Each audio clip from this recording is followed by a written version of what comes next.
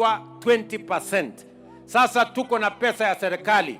Tumeweka bilioni 3. The political ground beneath President William Ruto's feet is getting slipperier by the day. And it seems the impeachment of his deputy, Rigathi Gachagua, has only made matters worse. William Ruto, President of the Republic of Kenya.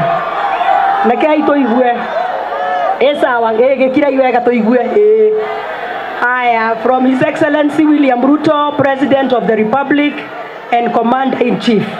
To celebrate my pole. Just a day after facing heckles and opposition from Nakuru residents, reports now suggest that the president is seeing dust at every turn. The turbulence isn't letting up, and now even his planned visit to Embu County is off the table, leaving social media detectives with a field day of speculations. President William Ruto is reported to have this evening cancelled his scheduled visit to Embu County tomorrow. President William Ruto was scheduled to attend a church service at the SK Church in Manyata constituency on the 13th in Embu County, but suddenly made a last-minute cancellation, leaving the rumor mill spinning. Was it a security concern?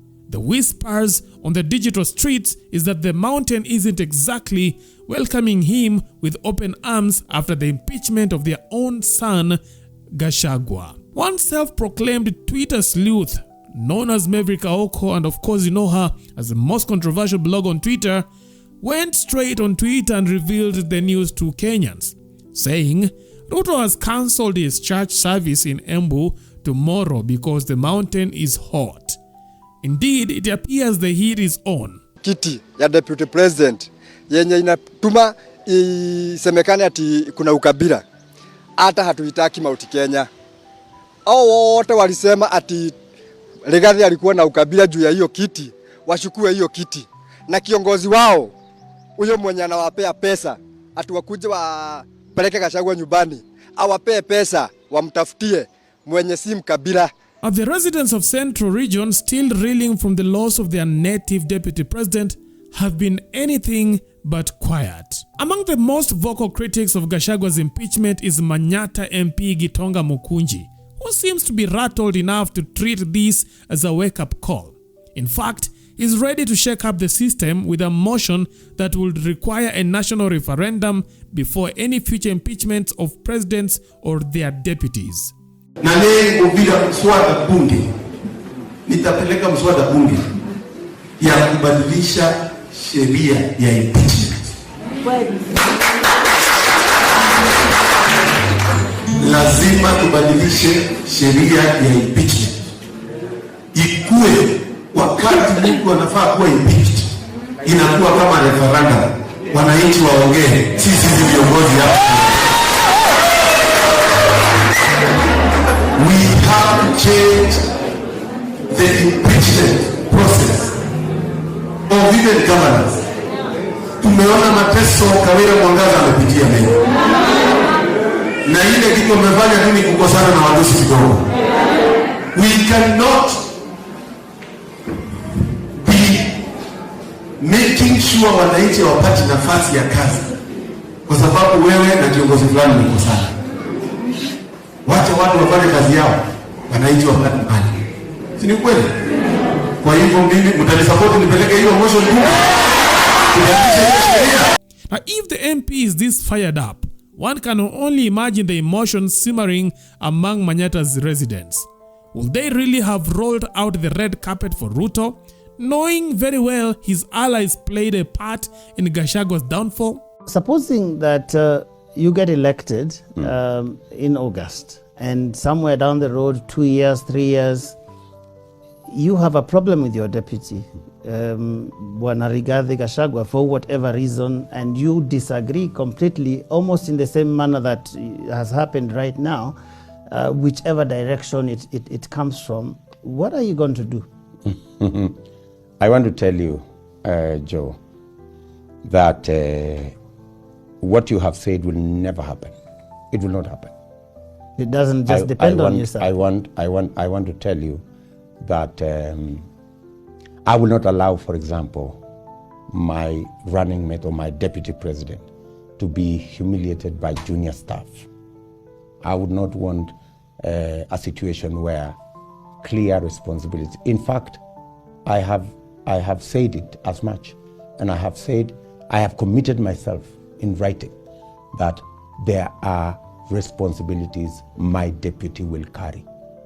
Even when we had a vice president always chaired cabinet committees, always did certain things.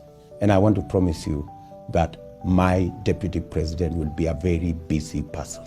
But Bwana DP, many Kenyans will remember the relationship you had with President Kenyatta at the start. You wore the same sort of shirts. You interviewed CSS together. You did many things together. I think and you will not get very far, Joe, with this unless you go and ask Uhuru Kenyatta. No. I'm asking the deputy president. Because I have told you. You are seeking to be president of Kenya. Yes, I have told you what I will do with my deputy president.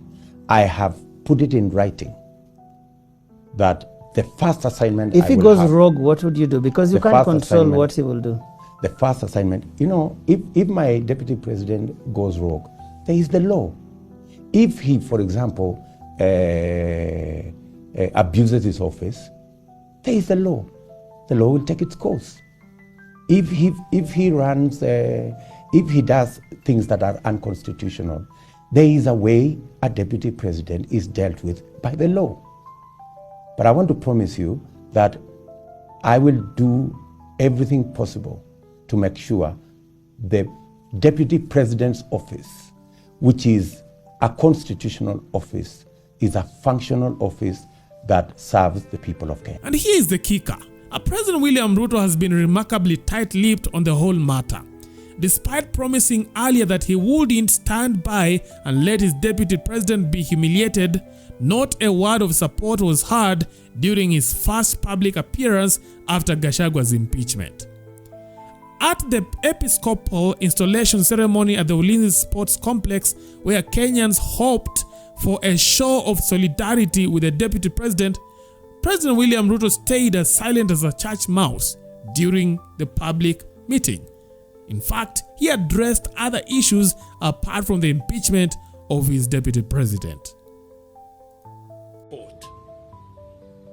Recognizing the high trust vested on the Kenya Defence Forces to defend the sovereignty and territorial integrity of our nation, and to the significant physical, moral, and personal challenges faced by our men and women in uniform in fulfilling their mission, we cannot deny or underestimate faith as a critical source of strength, pillar of motivation, and a basis for enduring resilience.